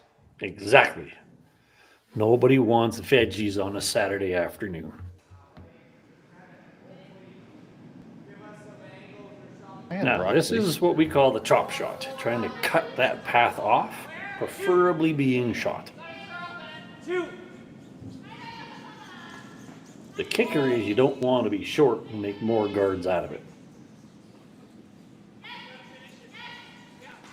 So you're doing everything like you were going to corner freeze, but you're stopping short of it, but still shot. Yeah, corner frozen is fine. A foot short of it's fine. Got to be in the house. So something like that. That is a brilliant chop shot. So now that guard's kind of hurting them. And there we are. It is a super crazy awesome power play. Congratulations, Connor. You found the magic box. Now, can they come around the guard on the other side and push that yellow one back out? I don't know what the curl that far out is, but that is something you can do here. You can also curl underneath of that yellow one. Corner freezing it back is kind of a waste of a rock because you're not likely going to be shot, and anything hittable just jams on the red one.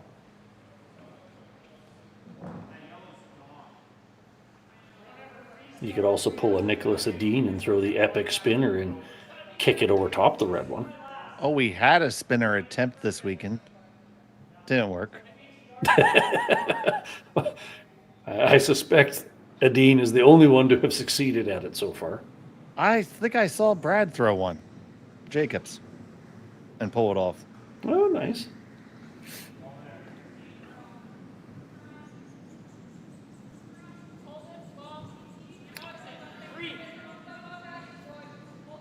I'm really curious where they're going to put this, which...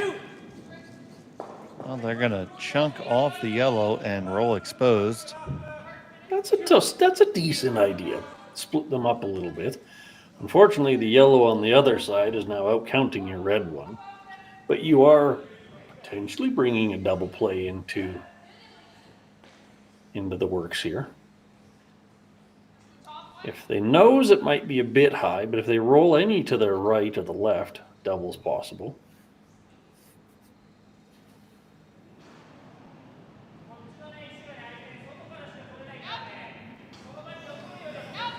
If I'm, I was just gonna say, if I'm yellow, if I'm Matsumura and Tanida, I'm looking to roll this way over by the other yellow one. That yellow where it is under the corner guard is a really nice rock. Get away from it. So here comes from Tanida.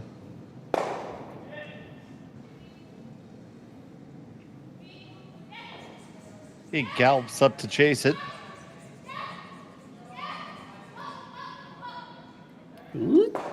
Get the hit, roll on over.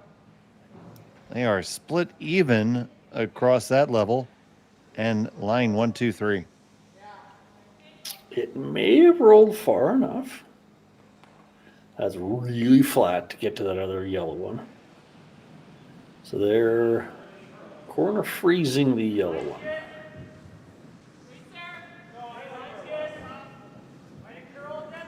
Not a bad plan. It's a decent way to create a 2 again. Corner freeze and not a lot of recourse to be had.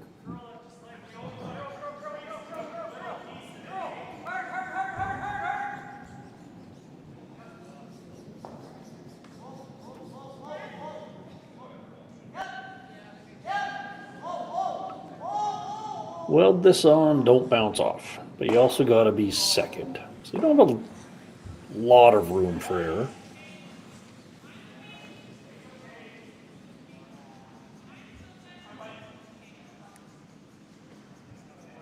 Gotta be close. Yeah, Springer on it now. Springer the other. Curling a bit too much. It's gonna be close.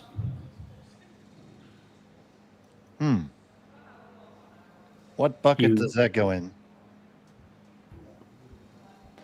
Well, it's neither awesome nor bad, so it gets to stay on the table. You really wanted to be shot there, and I'm not sure they are.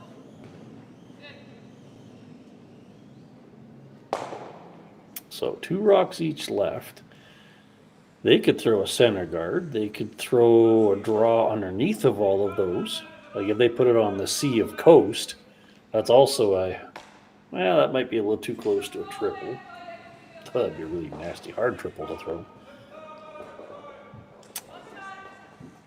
Right now, I'd be kind of afraid of the hit and roll back under everything. Springer and Springer does a flat roll. Maybe they don't move the yellow, but if they're underneath of it all, that's kind of problem. So even throwing a draw back there doesn't change that outcome. Tap your own's not ideal, but it's not terrible. You could throw a guard.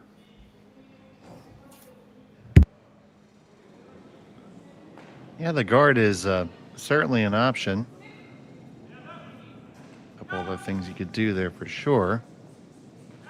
You have to feel good line 2, though, at the moment. There's also an interesting opportunity if you wanted to just bounce off the red. Kind of a unnecessary risk, but you could basically play a split on that red, push it a little bit higher, definitely not be second, and roll into the 4-foot. Unnecessarily difficult. I'm throwing something down the middle. Guard, short tap, draw behind your own.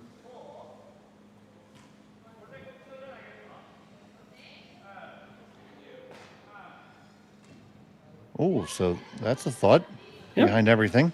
Yep, something to get 2 in a row, because then if they try a double, the shooter leaves the play. If they stuff it, you're looking really good at a chance for a steal. I'm picturing 2 rocks somewhere in a line down that center line.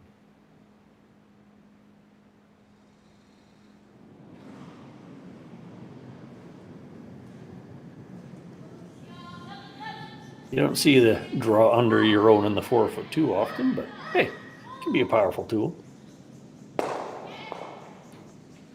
I'll tell you what, though, it's a shot that's, since it's seldom called, it's often not made when called. Audible. As if I just brought that into reality.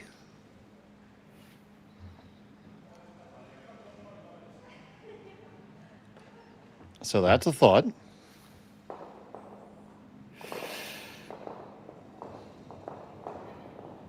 Play a double off your own. You would be sitting 2. Unlikely to roll under. You could get the super magic double and roll up under the yellow, but more likely you're going to be wide open. kind of hitting to the side of the yellow. But then that yellow slides over and hits the other yellow, which likely outcounts the red you started with. A lot of things at play there. You could freeze the one in the top of the 4 so that you have this shot for your next one for possibly 3. Down 2, that's a way to get 3 if you really wanted to get daring. Corner freeze that one in the top 4. Then they potentially drive that one straight back. You could play the double. You could also hit the top yellow one into the red and get everything clustered under that corner guard.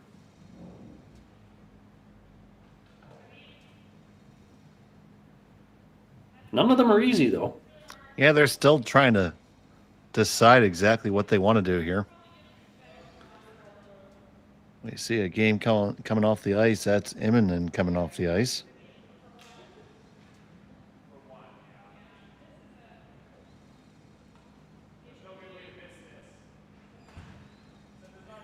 I keep coming back to that corner freeze. It's hard, but there's some interesting potential. You risk the short run back, but you still should end up with a shot for 2. I also don't mind hitting the top yellow and rolling way over into the red-yellow pair. You might end up sitting 3 reds under that guard. So we're going to have a mound visit, and let's get you caught up on those other games right now. And we saw Immonen walk off the ice, and she was walking off as the victor over Remeshlo and Dirksen. 7-2 was the final. We already covered that game that was over relatively quickly. And in a absolute barn burner, it was 9-8 for Nancy Martin and Steve Laycock. Look at that big 5-ender in the 6 for Martin and Laycock.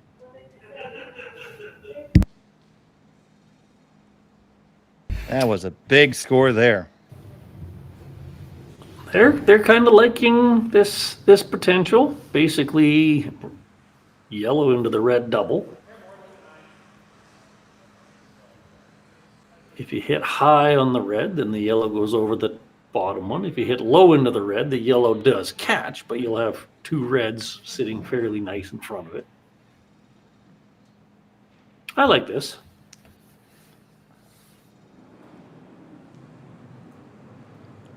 So Garret sends it on its way.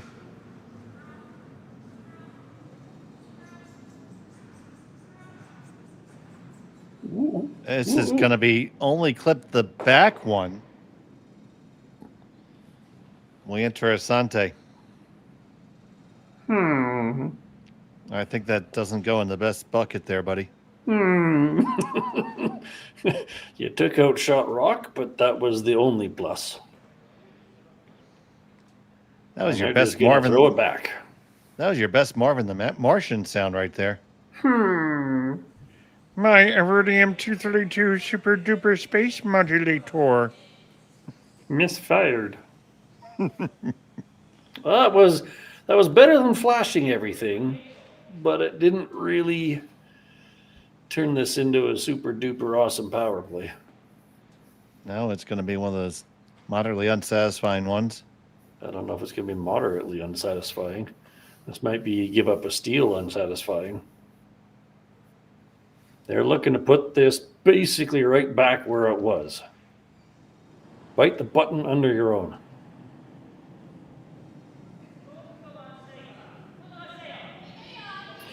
Now, you just don't want to leave the red double that they originally looked at.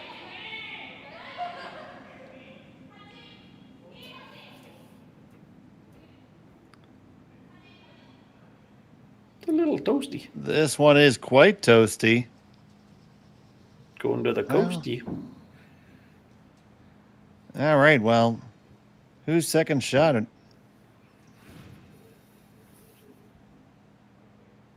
Can you just play off of yours there and spin yours in for 2? I think you can.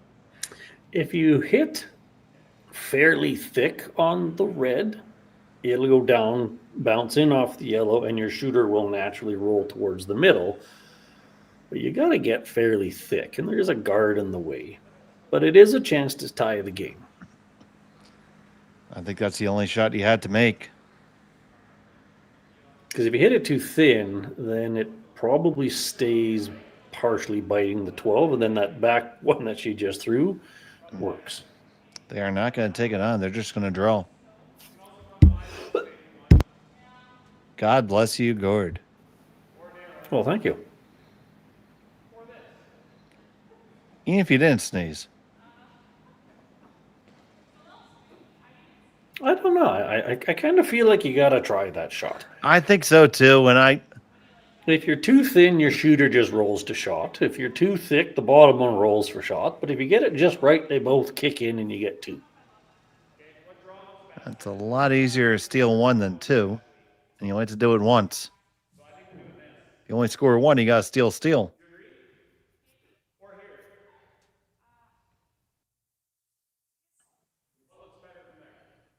I get you can only technically see half a rock, but you only want to hit about a thick, 3/4 might even be too thick. So it's there.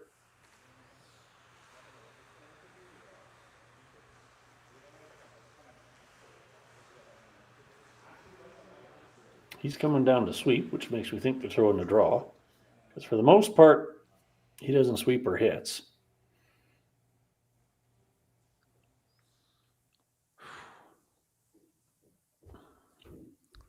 Draw for 1, be down 1. Now, I will say this. Given that it's easier to steal in mixed doubles, if you are not confident you're going to score at least 1 with the red hit, then just get your 1. You don't need unnecessary risk. If this was 4-man, you would be playing the shot for 2 all day long. Final stone, the 7th end.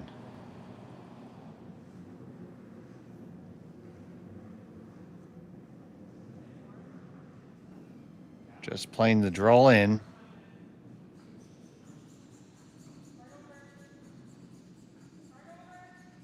Or are they trying to walk over and get cute here?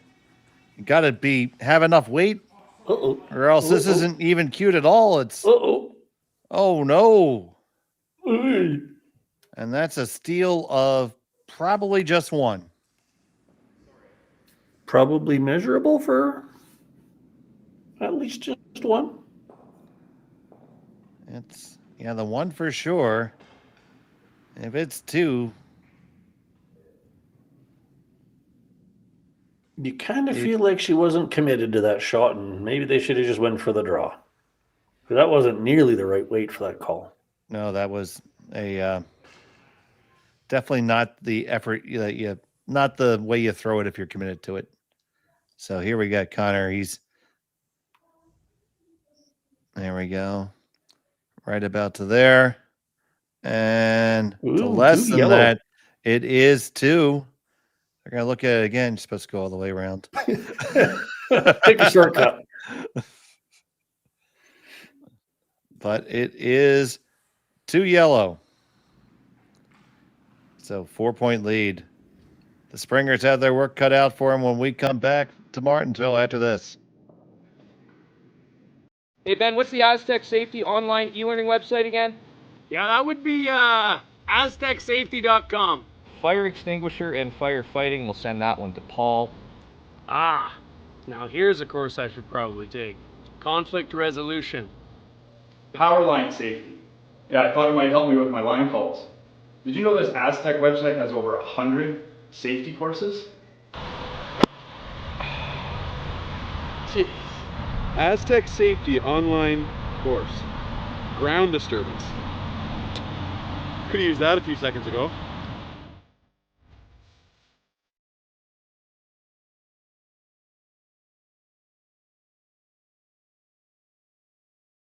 Developed over a decade in collaboration with the finest ice makers this side of the Atlantic, the Pebblehead PB5 is nothing short of a triumph of sophistication and craftsmanship. Weighing less than half its lumbering copper predecessors, yet boasting tenfold their durability, The PB5 delivers perfect, consistent ice, time after time. The PB5 by pebbleheads.com, the apex of ice-making ingenuity for the roaring game of curling.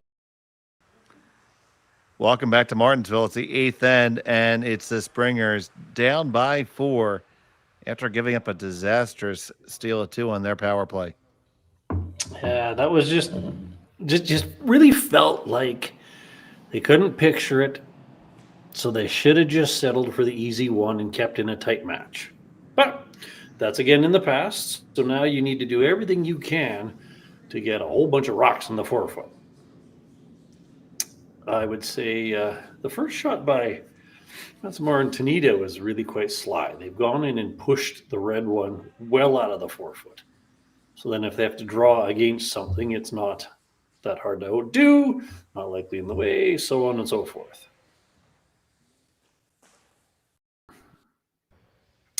Good freeze, very good freeze.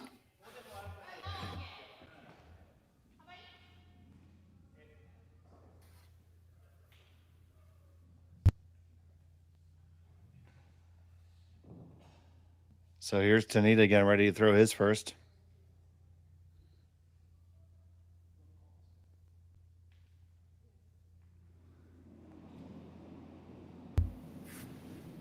You could play just a straight freeze.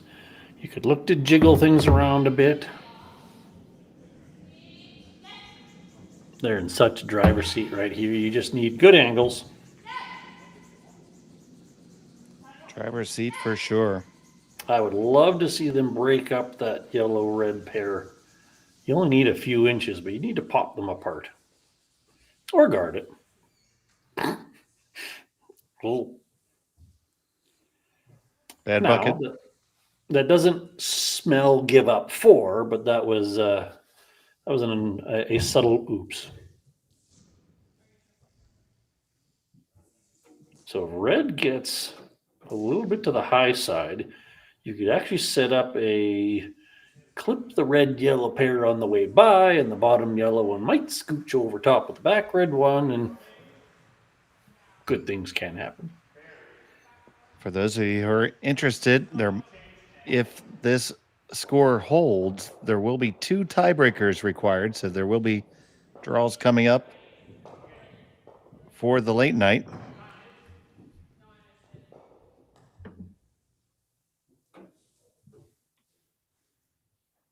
Just got keyed into that by James Gordon, our curling stadium colleague and club manager at Martensville. So we got boots on the ground. All right, we're looking for just off nose, not freeze.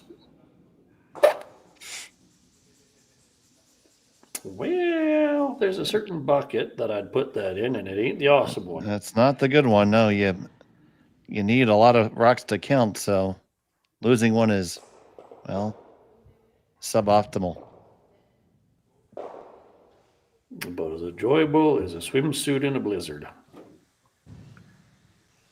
Now, this kind of shocks me. The typical go-to would be peel the guard.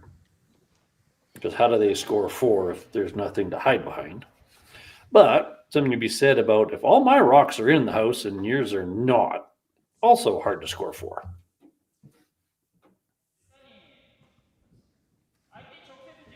They have 6 rocks to play with, and they accidentally put their own in the back. So conventional thinking would be figure out a way to get rid of 2 more reds. What would you throw here, Dave? Yeah, I mean, make red go away. Red bad. So find some way to do that. I mean, if you lock onto it, that helps. Could throw a run back. Worst case scenario, there's no guards in the way. Yeah, the guard. Yeah, and they can't afford to put one back up at this point. Oh. But anyways, more yellow in the forefoot is also tough to deal with. Because in all likelihood, that one in the back 8 is going to have to find a way to count.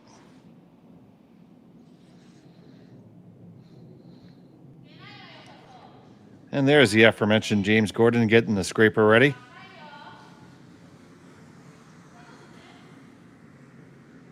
As we are the last game on the ice.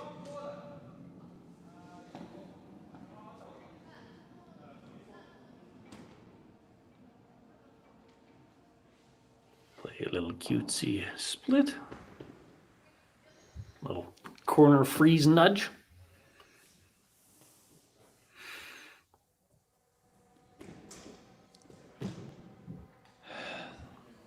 Not much you can do now. Yeah, that back red one's far enough back. Again, kudos to the first shot that pushed that red one back that far. Even if you got another one in the 4-foot, that's hard to bring into play. So they're basically...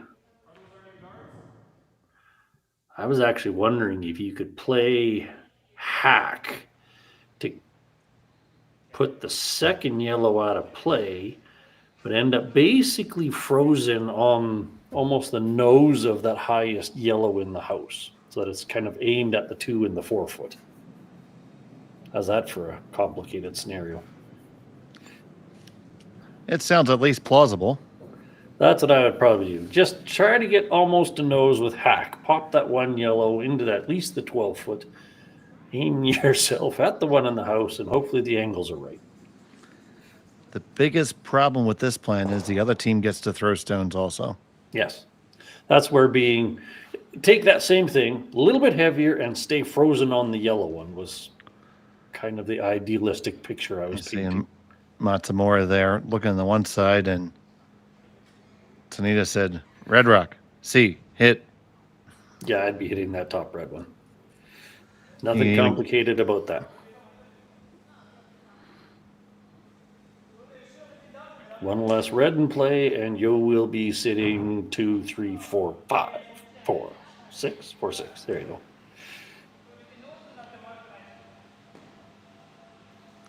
Give you all the rope you need, buddy. Technically, you could play that yellow-red doubly thing in the 4-foot, but highly unnecessary. And that cuts him down to 3 visits remaining.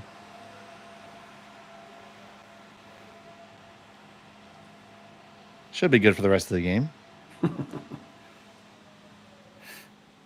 He's overthinking it, and she's sitting there going, throw rock at red. Dan Welke, the crew chief, comes out to move things along. When the scraper's making noise, that means you're got to speed it up a bit. Yeah, being an ice maker myself, we hold off as long as we can.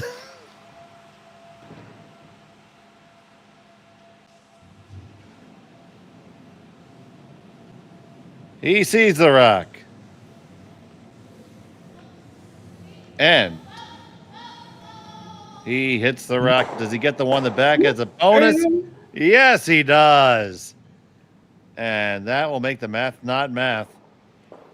And that is going to be a victory for Matsumura and Tanida. Make the final score 8-4. They improved to 2-2. The Springers fall to 2-2.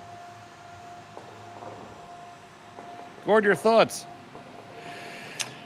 It was a tug-of-war to start. Nobody capitalized on the opportunities, and then all of a sudden the Springers stopped making nice shots. They made half shots, and Matsumura Tanida basically just said, ours. All right, and so hold on, and you can come back with us later this evening at 6 o'clock Central. Just an hour from now, we'll have Walczek and Augustinek versus Kawana and Aoki. Well, I'll be joined by Jim Nix for that draw. Tune in just to hear us try to pronounce the names. So for right now, for Gord Coppathorne and Connor Sins, I'm Dave Schmel. Good day from Martensville. Live curling rocks. And this November, the best in the world are coming to Tahoe. Get your seats now at gsoctickets.com. But hurry, early bird pricing ends soon. Hey guys, what can I get started for you today? Bananas away, regular? And I'll have the rip berry, but can I get vanilla oat milk? And I'll add spinach and ginger. And can I substitute the raspberries for strawberries? Also add the chia and hemp seed, and definitely have the power booster and the collagen booster. And can I get that blended twice? Wow. For Alicia, custom chaos? One of a kind. You're one of a kind. Booster juice, freshly made, your way.